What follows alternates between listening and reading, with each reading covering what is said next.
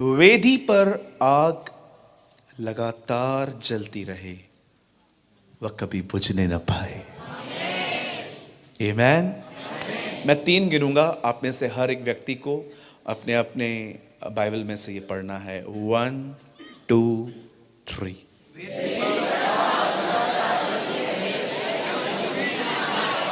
एक बार और पढ़िए। 1 2 3।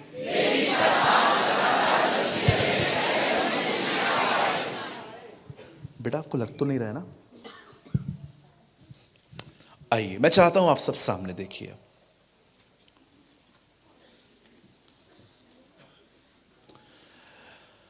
इस वचन तक आने के लिए मुझे कुछ आपको समझाना पड़ेगा, और आप तभी समझ सकते हैं जब आप अगर बहुत ध्यान दें। Okay, ready? सब तैयार हैं? सब मन के साथ यही हैं? ओके। कभी कभी सिस्टर्स होती है ना, वो सोचती हैं 8 बजे तक मीटिंग पूरी हो जाए तो टमाटर भी लेती हुई जाऊं, और टमाटर जो हैं वो वचन को अंदर आने नहीं देते। ओके दीदी, आज छोड़ दो टमाटर, आज घर पे जो बैंगन नहीं, आज घर पे आपको जो भी मिले आप खा लीजिएगा, ठीक है? आज का दिन सब्जी मंडी से बाहर आइए। और भैया, भाई लोग भी कभी कभी सोचते हैं 7:30 8 बजे अगर जल्दी पूरा हो गया, गाड़ी लेके जल्दी जाऊंगा, पेमेंट लेके चला आऊंगा। भैया पेमेंट कल ले लेना, ठीक है? एकदम फ्री होके बैठो, परमेश्वर के वचन को बड़े ध्यान से सुने। आइए सब ध्यान दें। आप जानते हैं आग जलाने की नौबत क्यों आई यहां पर? क्यों ये आग जलाई गई? उत्पत्ति में कुछ नहीं मिलता हमें ऐसा। मैं हमेशा कहता हूं, अगर आपको बाइबल का कोई भी वचन समझ में नहीं आ रहा है तो ढूंढो कि जो वचन मैं पढ़ रहा हूं, अगर उसमें लिखा है बलिदान और मैं नहीं समझ पा रहा हूं बलिदान क्या है, तो पढ़िए सबसे पहले कि सबसे पहले बलिदान कहां लिखा है बाइबल में। वहां पर जाइए, वहां पर बहुत डिटेल्स में लिखा रहेगा। कभी भी आप इस बात को याद रखिए, आपको वचन का कोई भी हिस्सा समझ में ना आए, कोशिश करिए, ढूंढिए कि ये जो वचन है, इसमें जो वर्ड है, ये मुझे नहीं समझ में आ रहा, तो आखिर ये सबसे पहले कहाँ गया? आप जानते हैं अब्राहम कहता है ये लड़का और मैं ऊपर जाएंगे और आराधना करके लौट आएंगे। ये बाइबल में पहली बार आराधना आया, वहाँ गीत नहीं थे, गीत बाद में जोड़े गए, फिर इंस्ट्रूमेंट जोड़े गए, फिर कुछ और चीज़ें जोड़ी गई। 10 तार वाले गिटार में कितने तार होते हैं? 6 होते हैं, लेकिन बाइबल बताती है 10 तार वाले। ये 10 तारे। वेट, नहीं, मैं बता रहा हूं आपको। पहले की जो वर्शिप होती थी वो तालियों के साथ होती थी। 10 तार होते ही नहीं है प्रभु। 6 तार होते हैं, राइट? लेकिन खुदा कहता है 10 तार वाले सांझ बजे। ऐसी बहुत सी चीजें हैं। अब मैं आपको बताना चाहता हूं ये आग क्यों जलाई गई है। बाइबल कहती है, खुदा का पाक कलाम कहता है कि परमेश्वर ने इस सृष्टि को बनाने के द्वारा अपने आप को प्रकट किया था। God reveal himself through the creation. परमेश्वर ने दुनिया बनाने के द्वारा अपने आप को प्रकट किया था, हमारी बाइबल में लिखा है। और जब परमेश्वर ने दुनिया बनाई, उसके बाद उसने, बाइबल कहती है, उसने एक केमिकल लिया, मट्टी ली, और उस मट्टी से उसने मनुष्य को बनाया। आप सभी जानते हैं, मैं लॉन्ग स्टोरी शॉर्ट कर रहा हूं, मैं जानता हूं पास्टर जी ने मुझसे भी अच्छे से आपको एक्सप्लेन की होंगी ये चीजें। यू नो द बाइबल से जब परमेश्वर ने दुनिया बनाई, उसके बाद उसने मनुष्य को बनाया, तो उसके बाद उस मनुष्य को उसने एक घर में रखा जिसका नाम था अदन की वाटिका, गार्डन ऑफ ईडन। और जब परमेश्वर ने वहां पर उनको रखा, तब परमेश्वर ने सिर्फ एक आज्ञा दी कि तुम सब खा सकते हो, एक को छोड़ दो क्योंकि वो तुम्हारे लिए सही नहीं है। और आप सभी जानते हैं आदम ने हवा से साथ मिलकर जब वो फल खाया और वो नंगे हो गए, तब परमेश्वर आता है, परमेश्वर बात करता है, और उसके बाद परमेश्वर जज करना स्टार्ट करता है। परमेश्वर शैतान को कहता है, उस सांप को कहता है, तो तू मट्टी चाटेगा। आप जानते हैं वो आज भी मट्टी चाटता है। आप किसके बने हुए हैं? देखो वो हमेशा हमारे पीछे ही पड़ा रहता है। तू मट्टी चाटेगा। परमेश्वर का कलाम कहता है, जब परमेश्वर उसे कहता है तू मट्टी चाटेगा, उसके बाद प्रभु हवा को कहते हैं कि आपका लेबर पेन मैं बढ़ाऊंगा, और आदम को कहते हैं कि कभी भी मेहनत करते समय तेरे बॉडी से पानी नहीं आता था, लेकिन अब तू पसीना बहाएगा। आज भी आपको ये तीनों कर्सेस दिखाई देते होंगे दुनिया में। आज भी बहनों को पेन होता है, आज भी हम लोग मेहनत करते हैं तो पसीना आता है, और आज भी देखिए शैतान रेंगता है। खुदा का पाक कलाम सच्चा है।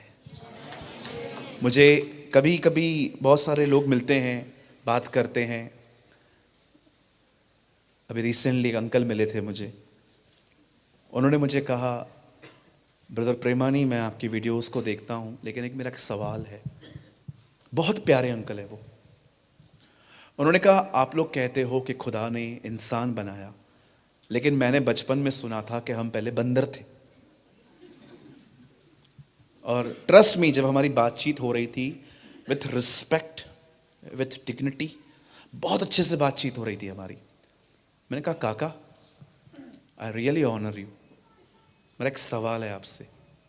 आप कह रहे हो कि हम पहले बंदर थे, तो मेरा एक सवाल है, अगर हम पहले बंदर थे और हम इंसान बने हैं, तो आज जो बंदर हैं वो इंसान क्यों नहीं बन रहे?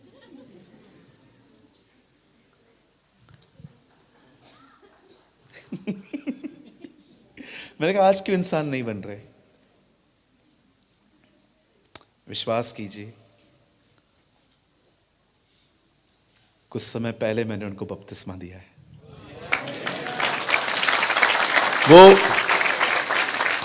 वो जान गए कि बाइबल सच्ची है। आपको पता है बाइबल की खासियत क्या है? इसमें जो कुछ भी लिखा है ना, वो आपको आज भी रस्तों पे दिखाई देगा। This is not a myth. ये कोई कल्पना नहीं है, ये कोई मनगढ़ंत बातें नहीं है। मैं आपको बताना चाहता हूं, यीशु कोई काल्पनिक व्यक्ति नहीं है जिस पर हमने ऐसे ही भरोसा किया है। वो एक जिंदा व्यक्ति है जो हमारे बीच में रहता है। आमीन।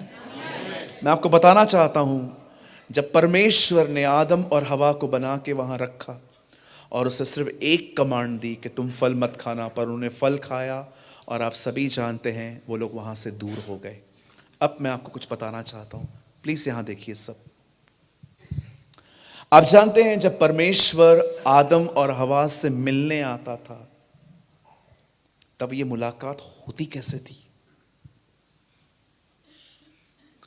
हर शाम, एवरी इवनिंग, खुदा हेवन छोड़ता था और नीचे उतरता था और आदम और हवा के सामने बैठकर उनसे बातें करता था।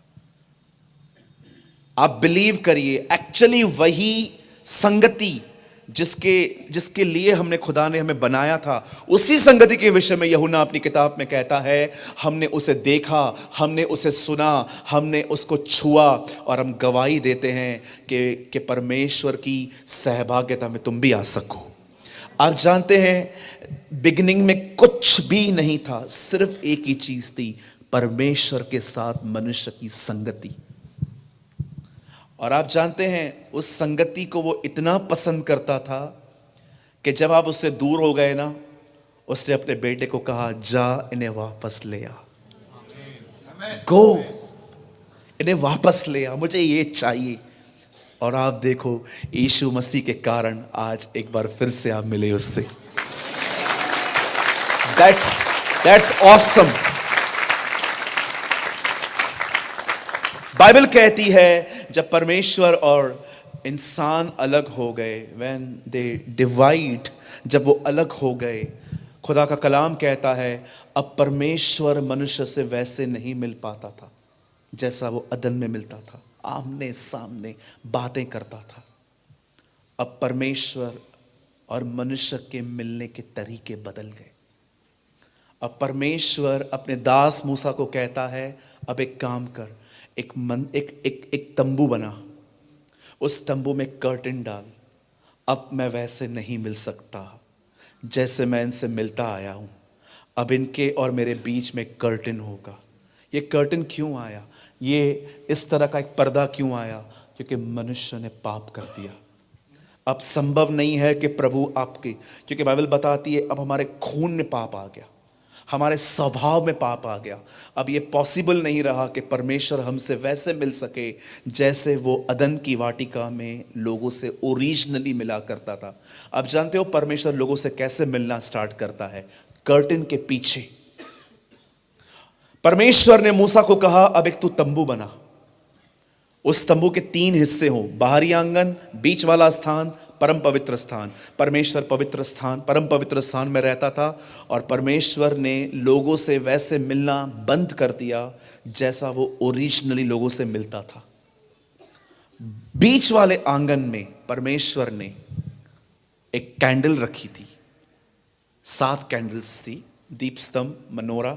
परमेश्वर ने वो वहां पर रखा था और आपको पता है परमेश्वर ने आज्ञा दी थी वो जो आग है वो हमेशा जलती रहे। आपको पता है ये आग आई कहां से थी? ये आग मैच बॉक्स में से, लाइटर में से नहीं निकाली गई थी। जब पहली बार मिलाप वाले तंबू में बलिदान हुआ था और जो वो आग स्वर्ग से गिरी थी, उसी आग में से निकालकर दीप स्तंभ जलाए गए थे। आप पढ़ सकते हैं, पीछे लिखा हुआ है। वो उस तंबू के अंदर हर चीज मैनमेड थी। आप जानते हैं इस चीज को? तंबू में जितनी भी चीजें हैं वो सब मैनमेड हैं, सब मनुष्य ने बनाई हैं, लेकिन एक आग ही थी जो मनुष्य ने नहीं बनाई थी। आप जानते हो स्वर्ग में जितनी भी चीजें हैं सब खुदा के द्वारा बनाई गई हैं, पर मैं आपको स्वर्ग में एक चीज दिखाऊं जो मनुष्य ने बनाई है। यीशु के हाथों के hole, that's man made. Trust me, स्वर्ग में जितनी चीजें हैं सब खुदा ने बनाई हैं, पर वहां एक ऐसी भी चीज है जो मनुष्य ने बनाई थी, यीशु के हाथों के कीलों के छेद। That's 100% man made. इसलिए बाइबल बताती है ये वो जख्म है जो मुझे मेरे प्रेमियों के घर में मिले थे। That's man made. हालेलुया। मैं फिर से पूछना चाहता हूं, अब तक कितने लोग मेरी बातों को समझ पाए हैं? मैं बहुत आसानी से प्रेच करने की कोशिश कर रहा हूं, बड़ा भेद है ये, लेकिन मैं कोशिश कर रहा हूं कि मीटिंग के बाद एक बच्चा भी मुझे आके कह पाए कि अंकल, मजा आ गया, है ना? आप जानते हैं स्वर्ग से जो आग गिरी थी उसी आग का कुछ हिस्सा लेकर उस दीप स्तंभों को जलाया गया था। अब परमेश्वर की ये मर्जी थी ये आग कभी बुझने न पाए, नेवर।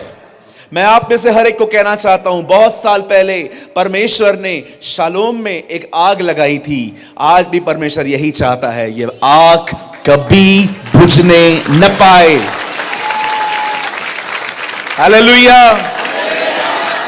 और हम ये विश्वास करते हैं यीशु मसीह के दोबारा लौटने तक ये आग सदैव जलती रहेगी। यस। अब परमेश्वर ने ये आग जलाने की जिम्मेदारी याजकों को दी थी। अब आइए, अब हम दूसरे हिस्से में चलते हैं। ये प्रचार 3 हिस्सों में है। पहला हिस्सा आपको समझ में आया? अब परमेश्वर बात करेगा याजक की। खुदा का कलाम कहता है एक समय था जब एक याजक था जिसका नाम था Eli. In English we call him Eli. परमेश्वर का वचन कहता है एली नामक एक महायाजक था। आप सभी जानते होंगे एली 2 बेटों का पिता था। उसके 2 बेटे थे और बाइबल बताती है ये दोनों बेटे, ये मैं नहीं कह रहा हूं, ये बाइबल में लिखा है, उसको दोनों पुत्र लुच्चे थे। क्या करते थे ऐसा कि बाइबल इतने कठोर शब्दों में उनको ऐसा बताती है? 2 काम करते थे। चर्च में आने वाली वुमेन्स के साथ उनकी बातचीत प्योर नहीं होती थी। दूसरा, खुदा के घर में आने वाली ऑफरिंग को वो ठीक से यूज नहीं करते थे। ये खुदा के कलाम में लिखा है। परमेश्वर ने जब ये सारी बातें देखी तब परमेश्वर बहुत फेडअप हुआ था उससे। प्रभु ने उससे कहा अपने बच्चों को समझा। लेकिन आपको पता है परमेश्वर ने जब उसको कहा तो उसका रवैया कैसा था। अपने बच्चों को बुला के उनके कंधों पे हाथ रख के कहता है, ओ मेरे बच्चों, जो मैं सुनता हूं वो ठीक नहीं है। अब हमेशा याद रखिएगा, परमेश्वर एली पे पता है क्यों भड़का? क्योंकि उसने अपने बच्चों को प्यार से समझाया। कितने लोग ये बात जानते हैं? बाइबल बताती है उसने अपने बच्चों को वैसे समझाया जैसा खुदा नहीं चाहता था। पर आप में से कितने लोगों ने देखा जब यीशु मसीह मंदिर में आया, उसने देखा कि मंदिर में व्यापार हो रहा है। कितने लोगों ने ये देखा कि वो उनके पास जाके कहता है, मैं तुम्हें 2-3 दिन देता हूं, अपना स्टॉल उठाओ। उसे कोड़ा उठाया। हालेलुया। उसने कोड़ा उठाया, किसी को कुछ नहीं कहा, एक व्यक्ति को भी उसने नहीं मारा, लेकिन सबको बाहर निकाल दिया। आप जानते हो ये वो घड़ी थी जब परमेश्वर खुश था। यस, आप याद रखिए, अगर आपके बच्चे चर्च खराब कर रहे हैं तो कृपया उन्हें प्यार से न समझाएं। लेकिन अगर आपके घर के अंदर आपके बच्चे खिलौने तोड़ते हैं, कृपया उन्हें न डांटे, क्योंकि वो चीजें कोई बड़ी बात नहीं है। सीरियस मैटर्स होते हैं चर्च के, घर के नहीं। हालेलुया।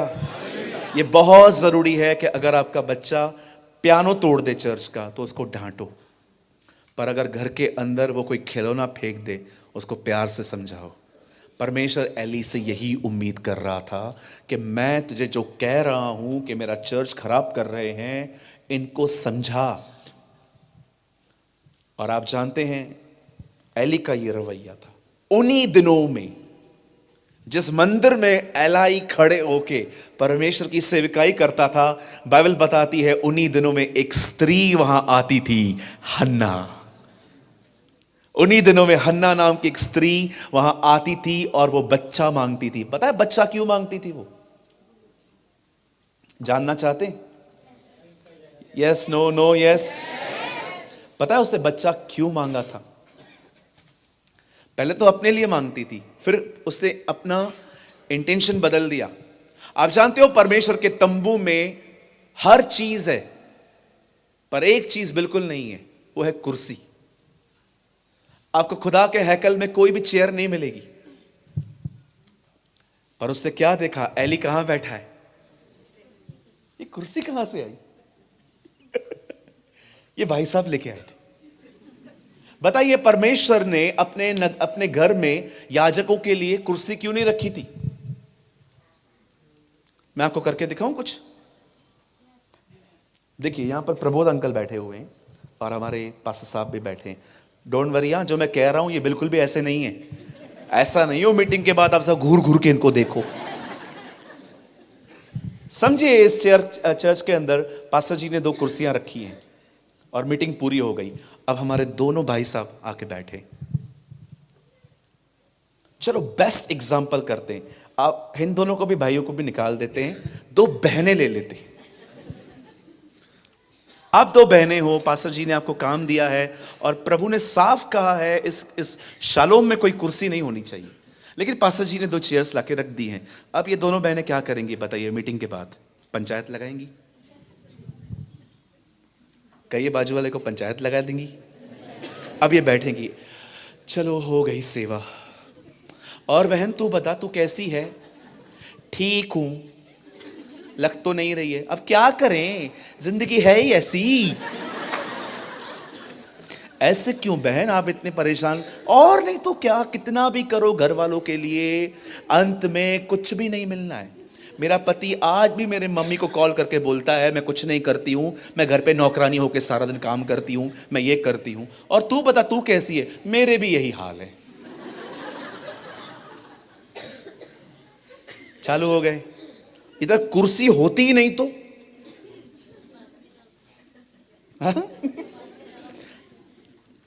परमेश्वर ने अपने खुदा ने अपने हैकल में चेयर क्यों नहीं रखी थी? काम हो गया, घर जाओ, नो चिट चैट, नो इधर उधर का बातचीत, काम हो गया, घर जाओ।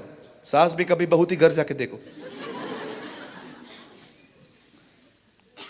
कभी कभी हमारी बहनें खाली यहां से बाहर निकलेंगी और लेफ्ट में जाएंगी, जाते जाते, पास्टर जी बड़ा चर्च कब लेंगे? वही ना बहन, समझते नहीं है हम, कितनी तकलीफ होती है। मुझे तो लग रहा था आज मेरी हड्डी बाहर आने वाली है। आप सोचो, कहिए बाजू वाले को कुर्सियां उठा के फेंक दो।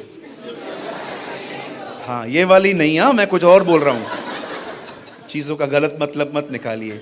मुंबई में एक पास्टर ने प्रचार किया, शत्रुओं से प्यार करो। ये प्रचार सुन के एक आदमी शराबी बन गया। शराब की बोतल के पीछे लिखा था, शराब तुम्हारा शत्रु है। पास्टर ने कहा है शत्रुओं से प्रेम करो, मैं कर रहा हूं। एक बार मैंने प्रचार किया कि पतरस की सबसे छोटी प्रार्थना सुनी गई, हे प्रभु मुझे बचा, और यीशु ने उसको बचा लिया। एक भाई ने प्रार्थना करना ही छोड़ दी, बोला जब छोटी छोटी प्रार्थना सुनी जा रही है तो मैं बड़ी बड़ी क्यों करूं? लोग है ना, सच्ची कहता हूं, इतना कभी कभी गलत मतलब निकालते हैं चीजों का। कितने लोग हैं यहां पर, सच बताइए, आप वो सुनते हो जो हमने कभी बोला ही नहीं है?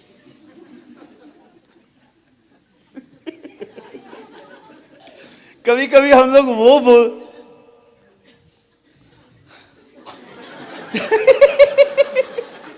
दो बहनों ने आराधना की, पास्टर जी ने एक को बोला बहन आप बहुत अच्छी वर्शिप कर रहे हो, और दूसरी वाली यहां से, क्या हुआ तुझे? नहीं मेरे को तो कुछ बोला ही नहीं, पता नहीं हम आते क्यों हैं यहां पर, हमारी कोई वैल्यू है ही नहीं।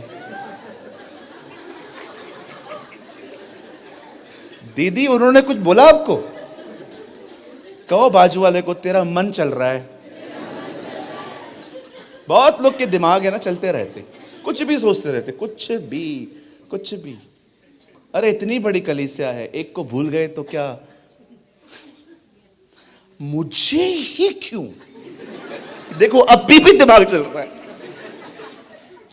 परमेश्वर ने साफ कहा था नो चिट चैट, कुर्सियां मेरे घर के बाहर। जिस दिन हन्ना ने वो कुर्सी देखी, हन्ना ने प्रार्थना करना शुरू की, प्रभु मुझे बच्चा दे, मैं लीडर बना के दे दूंगी। शी नोस, वो जानती थी परमेश्वर, वो जानती थी मुझे बेटे से भी ज्यादा खुदा को लीडर की जरूरत है।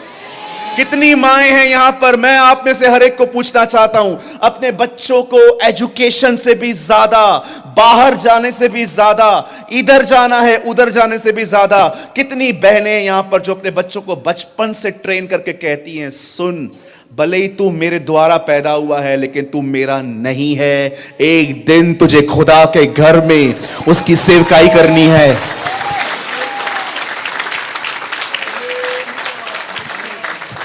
मैं पढ़ाई के खिलाफ नहीं हूं ब्रदर, मैं पढ़ाई के खिलाफ नहीं हूं बहन, आप अपने बच्चों को खूब पढ़ाओ, लेकिन याद रखो कोई भी चीज, आप जानते हैं मैं एक परिवार से मिला हूं 4 बजे, एक परिवार मुझसे मिलने आया।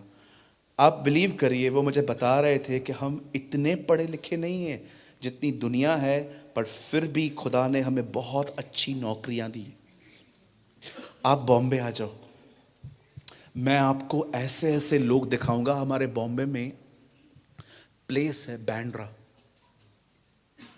मैं आपको ऐसे ऐसे लड़के भाई बहन दिखा सकता हूं, वेल एजुकेटेड, पढ़ाई लिखाई, और ट्रस्ट मी उनके पास ऐसी डिग्रियां हैं, आज भी जॉब नहीं है। कितनी जगहों पे सीवियां भेजी हैं, फोन नहीं आता है, लेकिन मैंने ऐसे लोगों को भी देखा है जिन्होंने परमेश्वर को आदर दिया है। आज परमेश्वर ने उन्हें अच्छी नौकरियां दी हैं। अपने बच्चों को अच्छी एजुकेशन से भी ज्यादा उन्हें सबसे पहले परमेश्वर का आदर करना सिखाइए, ऑनर करना सिखाइए उन्हें। कि तुझे एक दिन, आप जानते हो जब हन्ना फाइनली प्रेग्नेंट होती है और जब वो अपने बच्चे को, लिखा है दूध पीने के बाद, मतलब 4 या 5 साल के बाद वो उसे खुदा के घर में छोड़ के आती है। बताइए क्यों? पता है सैमुअल क्या काम करता था? लिखा है जिन दिनों में सैमुअल मंदिर में छोड़ दिया गया, उन दिनों में एली की आंखें धुंधली थी और लिखा है उसका मन चलता नहीं था बरोबर। आपको पता है वो क्या काम करता था? वो उसी दीप को जलाया करता था। दिस ये उसकी सेवकाई थी। अब आप सोचो, आपके घर में चेयर है, आपके घर पे पलंग है, आपके घर में एयर कंडीशन है, आपके घर पे हीटर भी है। बताइए मिलाप वाले तंबू में क्या था? कुछ नहीं था। एक छोटे बच्चे ने बचपन से ही डिस्कंफर्ट से दोस्ती रखी थी। नरक से भी गंदी जगह है comfort zone, because nothing grows there. वहां कुछ भी नहीं बढ़ता। मैं हमेशा अपने कलीसिया में खड़े होकर कहता हूं, नरक से भी गंदी जगह एक आरामदायक जिंदगी है जिसमें स्ट्रगल नहीं है, मेहनत नहीं है, कोई एफर्ट नहीं है परमेश्वर में। इस बच्चे को देखो, सोचो आप 5 साल के बच्चे को उसकी मां से अलग करके दिखाओ, उसकी हालत क्या होगी? बच्चा रो रो के मर जाएगा, मां रो रो के मर जाएगी। मैं ऐसी बहनों को जानता हूं जिनके मिसकैरेज हुए, वो सदमे से नहीं आ पा रही हैं। ये तो 5 साल का था, अपने बच्चे को छोड़ के चली गई। सोचो एक बार भी उसका बच्चा घर नहीं लौटा, ये बोल के एली अंकल को, अंकल मैं जा रहा हूं, मेरी मम्मी जो है ना, मेरे को मम्मी का बहुत याद आ रहा है। नथिंग, क्योंकि बचपन से उसको ट्रेन किया गया था कि सुन, भले ही तू मेरी कोख से जन्मा है लेकिन तू खुदा का है, तू खुदा का है। आप जानते हैं आहिस्ते आहिस्ते जब वो बड़ा हुआ, एक दिन पता है उसके साथ क्या हुआ? उसे एक आवाज आई, सैमुअल, हे सैमुअल। यहां वहां देखना, यहां वहां नहीं देख रहा है, एली के पास जाता है। अंकल डिड यू कॉल मी? आपने मुझे बुलाया? नहीं बेटा, सो जाओ। ओके, वापस चला गया। सैमुअल, सैमुअल, वापस जाता है। अंकल आपने बुलाया मुझे? नहीं बेटा, सो जाओ। ओके। सैमुअल, सैमुअल, वापस जाता है। अंकल आपने बुलाया है मुझे? मैंने कहा मैंने तुझे नहीं बुलाया, लेकिन एक काम कर, अगर अभी आवाज आती है तो बोलना क्या आ गया। अब आप मुझे बताइए, अगर दीवार के उस तरफ आपकी मम्मी आपके पापा खड़े हैं, 10 लोगों के बीच में खड़े हैं और बातचीत हो रही है, आप पहचान पाओगे मम्मी की आवाज कौन सी है? 100% पहचान पाओगे, क्योंकि आपको पता है वो आवाज आपने इतनी बार सुनी है। अब मुझे बताइए, परमेश्वर बात कर रहा है, बंदा एली के पास क्यों भाग रहा है? पता है क्यों? क्योंकि वो परमेश्वर की आवाज जरूर थी, पर वो आवाज एली की थी। आप जानते हो वो एली की आवाज थी। परमेश्वर देख रहा था, अगर मैं इसके पास्टर की आवाज में से बात कर रहा हूं तो क्या ये सुनेगा? वो हर बार पास्टर के पास गया। मैं आप में से हर एक को कहना चाहता हूं, पहले अपने पास्टर को सुनो। अगर आपने उसको ठीक से सुना, खुदा भी आपसे बात करेगा।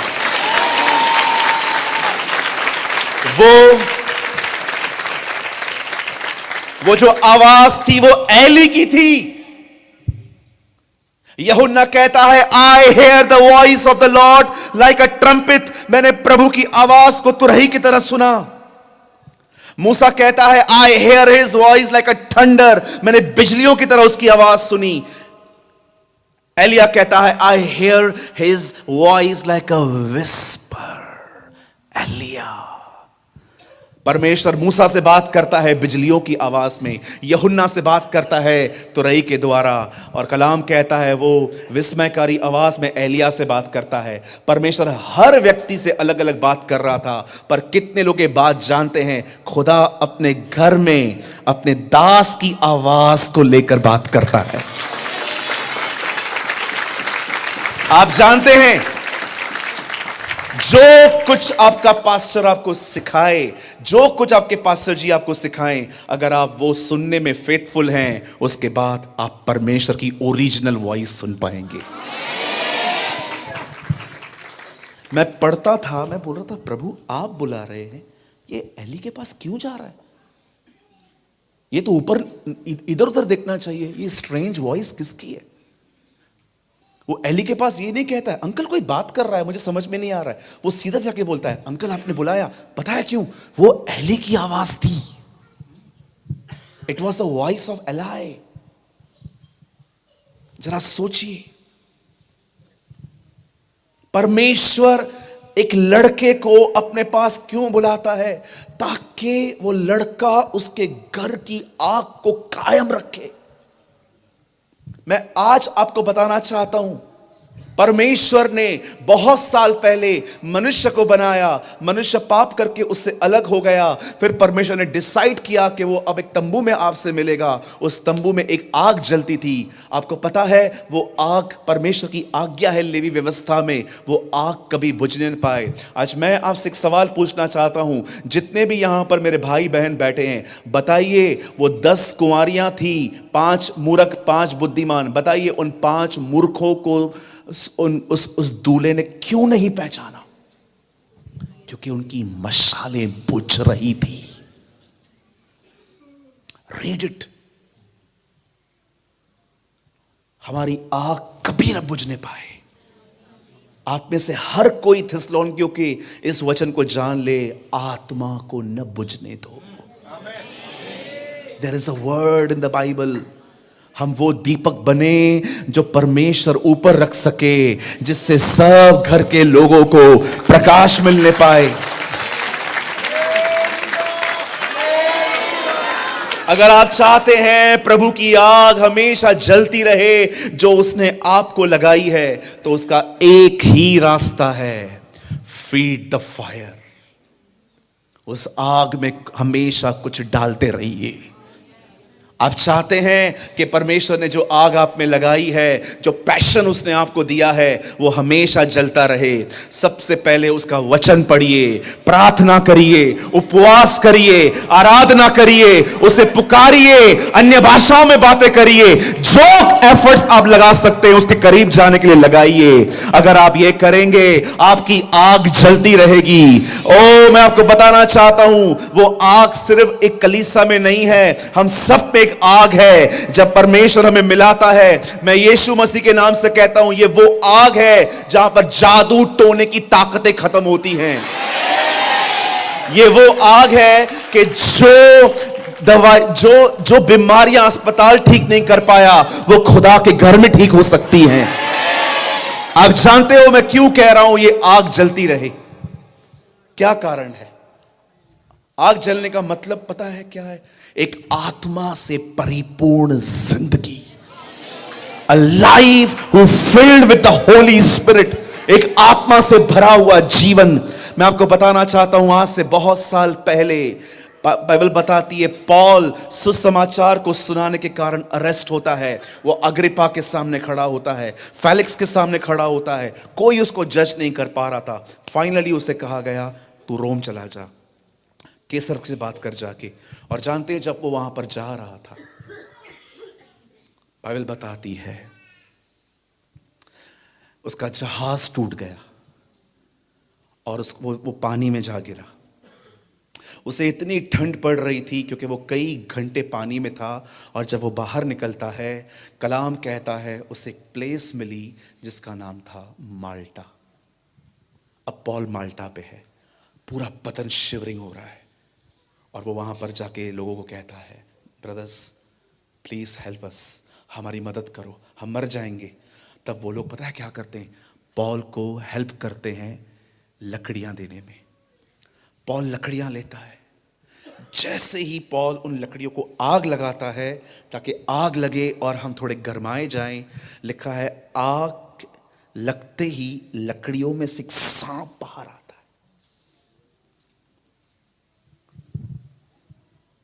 जब आग लगती है ना, सारे छुपे हुए सांपों को बाहर आना पड़ता है।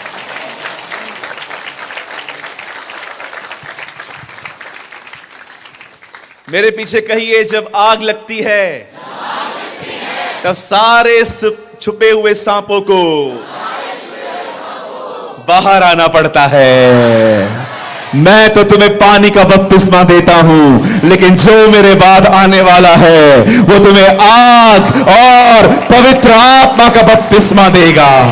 क्यों? ताकि सारे छुपे हुए सांप लोगों के जिंदगियों से बाहर आ सकें, सारी बुरी आदतें बाहर निकल सकें, सारे गुप्त पाप बाहर निकल सकें और हम रिफाइन हो सकें। मैं आप में से हर एक को कहना चाहता हूं, मुझे ये वर्ड शालोम फेलोशिप के लिए मिला है और मैं प्रभु के सामने विश्वास योग्यता के साथ आपको दे देता हूं। परमेश्वर चाहता है 2024 में आप उसमें बढ़ने के लिए 2023 से अधिक मेहनत करें, अधिक मेहनत करिए। Don't waste your time. अपना समय बर्बाद न करें, अपना समय बर्बाद न करें। जब शद्रक, मेशक, अबेदनगो आग के भट्ठे में जाते हैं तब उनके हाथ पैर सब बंधे हुए थे, उनको मोजे पहनाए गए थे, आग को दत्काया गया था, लेकिन जब उनको फेंक दिया गया, बाइबल बताती है राजा ने क्या देखा, वो चल रहे हैं अंदर। ब्रदर, वो कैसे चल रहे थे? उन्हें तो बांध दिया गया था। आप जानते हो, जब वो आग में गए, रस्सियों को छोड़ कुछ न जला। नेवर। रस्सियों को छोड़ उनका कुछ भी नहीं जला। आग बंधनों को खत्म कर देती है।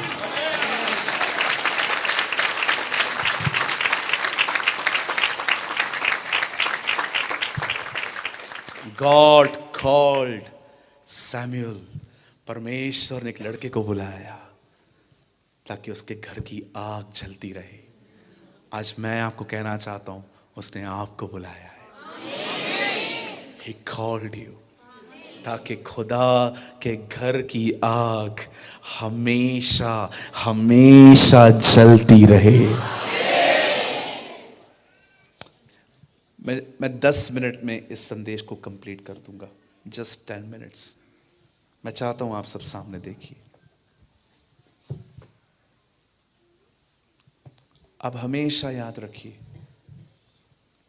हम वो लोग हैं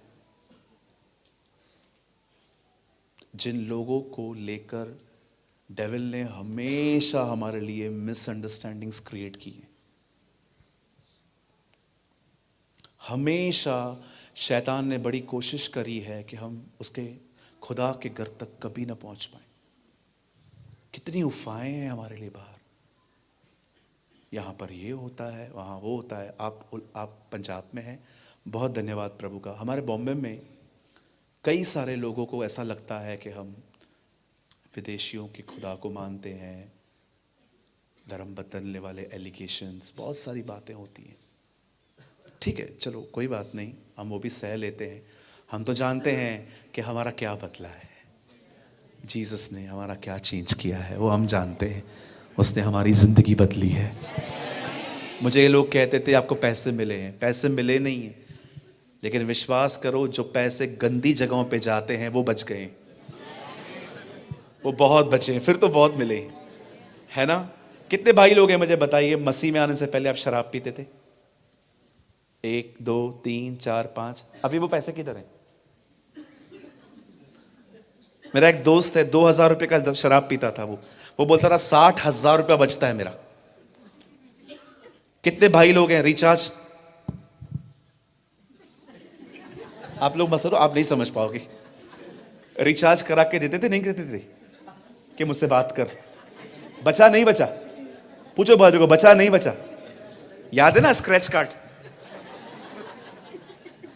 कितने को याद है? पीसीओ, 1 रुपए वाला बॉक्स, स्क्रैच कार्ड, याद है? पैसा बचा नहीं बचा? हाँ जी, लाखों रुपए यीशु ने हमारे बचाए, लाखों। बहनों मुझे एक बात बताओ, ब्यूटी पार्लर के पैसे बचे नहीं बचे? हाँ दीदी मुझे बताओ, आप जाते थे ना वहां पर चूना मुना लगवाने के लिए, मुझे बताइए। I am sorry, fair and lovely. Okay, ना फेयर बन रहे थे ना लवली। सुनिए, पैसे बचे नहीं बचे वो बताइए। हमारे पैसे हमने दिए, हमने पाए हैं कि खुदा ने हमें बचाए हैं? इतिहास गवाह है, जब भी युद्ध होता है इकोनॉमी नीचे आती है, पर पढ़ के देखिए बाइबल का इतिहास है, जब भी इजराइल में युद्ध हुए हैं इजराइल अमीर बना है। हम पहले से ही, यहां देखिए, शैतान ने इतनी मिसअंडरस्टैंडिंग्स फैला के रखी हैं, लेकिन कोई भी नहीं चलती है उसकी, एक भी नहीं चलती है। वो बहुत तंग है, हम लोगों में से बहुत तंग है। मैं हमेशा एक बात कहता हूं, डेविल अगर आपको तंग कर रहा है ये बुरा नहीं, अच्छा साइन है। क्या ऐसा कैसे ब्रदर? एक परमेश्वर के जन ने कहा वो तुम्हें इसलिए तंग करता है क्योंकि तुमने पहले उसको तंग किया। आपको पता है डेविल आपको क्यों तंग करता है? बुरे बुरे ड्रीम्स देकर, गंदे गंदे सपने देकर, कभी कभी वो लोगों को उठाएगा, उनके मुंह का इस्तेमाल करेगा आपको तंग करने के लिए। वो क्यों करता है ऐसा? क्योंकि वो जान गया है कि आप ही वो व्यक्ति हैं जो भविष्य में उसे मारेंगे। अच्छे से पता है। अभी आप बताओ,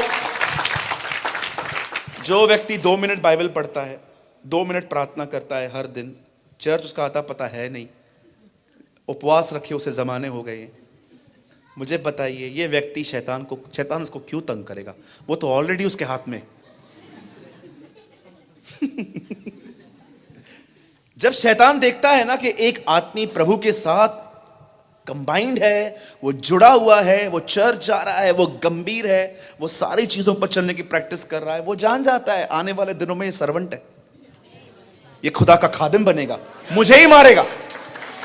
इसीलिए वो आपको डिस्टर्ब करता है। किसी ने कहा अगर वो तुम्हें डिस्टर्ब करे परेशान मत होना, ये अच्छा साइन है, पर अगर वो तुम्हें डिस्टर्ब करना बंद कर दे,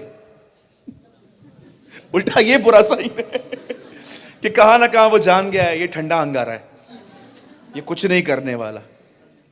आपको पता है पहले से ही हमारे लिए मिसअंडरस्टैंडिंग फैलाई जाती है, ये वो। आप में से कितने लोग ये बात जानते हैं, जीसस जब मरा और जी उठा और कब्र से निकल के चले गए, वो लिखा है वहां पर लोगों ने दूसरे लोगों को पैसे दिए और कहा सब जगह पे बता दो ये जिंदा नहीं हुआ था, इसके चेले इसे उठाकर लेके गए। डे 1 से कब्र से रूमर्स चलते आए हैं। सबसे पहले शैतान आपको पूरी कोशिश करता है कोई यहां तक ना आ सके। क्यों सूरज भाई? सिंपल, उसको पता है इधर आएगा मेरा दुकान बंद, तंबाकू छोड़ देगा, सिगरेट पीना छोड़ देगा, शराब की बोतल तो मेरे ही मुंह पे मारेगा। उसको पता है मैं इधर आऊंगा इसकी दुकान बंद हो जाएगी, इसीलिए वो रोकता है। आप किधर भी चले जाओ आप बहुत इजीली जा सकते हो। आपने कभी सोचा है चर्च आने में रुकावटें क्यों आती है? 7 बजे चर्च निकलना है, 6:30 बजे बच्चा बीमार पड़ गया, खांस रहा है, चलो हम नहीं चलते। वैसे भी पास्टर जी ऑनलाइन तो आते ही है। क्यों? हर चीज एक वजह से हो रही है, ताकि आपका ध्यान भटके। अंकल केनेथ ई हैगन हमेशा कहते हैं जब आप यहां से बाहर निकलोगे आपको रास्ते पे बहुत बड़े बड़े बोर्ड मिलेंगे, हमसे मोबाइल ले लो, हमसे ड्रेस ले लो, हमसे जूते ले लो। Everybody want your attention. हर एक को आपका मन चाहिए। और जानते हैं जब फाइनली एक व्यक्ति लड़कर यहां पहुंच जाता है, अब शैतान एक ट्रिक और चलता है, चल ये लोग आ तो गए, अब ऐसा क्या करूं कि ये लोग बढ़ने न पाए, ग्रो न करने पाए, बस संडे संडे जाके ये लोग खुश रहें, पर संडे के सिवा जो 6 और दिन हैं इसमें कोई इनकी कोशिश न हो। पता है तभी कभी कभी वो क्या करता है, किसी के भी मुंह से कुछ बुलवा देगा, आपके मन में डाल देगा और आप पूरा हफ्ता। इससे ये उम्मीद नहीं थी। बोलना था तो सामने आके बोलता, उधर जाके क्यों बात कर रहा है। मुझे लग रहा था ये कलीसिया बहुत अच्छी है, पर अब मुझे लग रहा है मैं गलत हूं। लगा दिया ना उसने काम पे आपको। जब वो देखता है ना मैं इनका उधार नहीं चुरा पाता हूं, तो वो पूरी कोशिश करता है समय चुराऊं।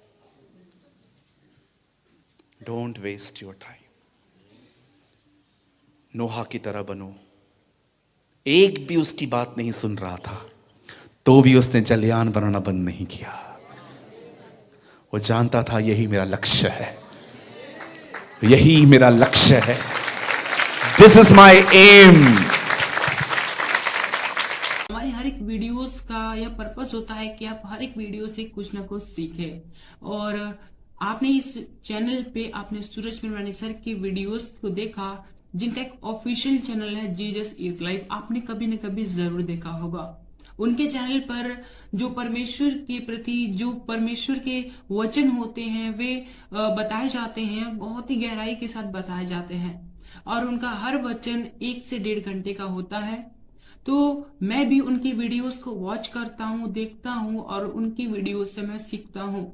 और जब मैं उनकी वीडियोस को देखता हूँ तो मुझे बहुत इंपॉर्टेंट मैसेजेस भी देखने को मिलते हैं, जो कि उन प्रीचेस के बीच में या फिर कहीं बीच में देखने को मिल जाते हैं। तो मैंने सोचा कि उनके वीडियोस से जो इम्पोर्टेंट मैसेजेस हैं मैं आपके साथ शेयर करूं, जो कि 20 मिनट 30 मिनट के होंगे। मैं उनकी 1.5 घंटे 1 घंटे की वीडियोस में से 20 से 30 मिनट की जो इम्पोर्टेंट मैसेज वाली सीरीज है मैं आपके साथ शेयर करता हूं। तो आई होप आपको ये सीरीज अच्छे लगते होंगे, आप इनसे कुछ ना कुछ सीखते होंगे। मैं नहीं कहता कि सूरज पिरवानी सर के 1.5 घंटे की वीडियोस में केवल 20 से 30 मिनट ही इंपॉर्टेंट मैसेज होता है। मैं केवल इतना कहना चाहता हूं कि उनका हर एक वर्ड जो परमेश्वर की ओर से होता है बहुत इंपॉर्टेंट है और हमारे जीवन में रोल प्ले करता है। लेकिन हम उन बहुत ही सारे के सारे पॉइंट्स इंपॉर्टेंट है, बट उनसे भी ज्यादा इंपॉर्टेंट जो पॉइंट होता है मैं आपके साथ शेयर करता हूं और आप इस चैनल पे उन वीडियोस को देखते हो। आप चाहो तो मेरे चैनल पे जाकर इस चैनल पे जाकर काफी सारे वीडियोस देख सकते हो, जो कि सूरज पिरवानी सर के मैसेजेस हैं, जो परमपिता परमेश्वर के वचन हैं, आपको वहां पर देखने को मिल जाएंगे और बहुत ही गहराई के साथ सूरज पिरवानी सर ने आपके साथ शेयर किया है।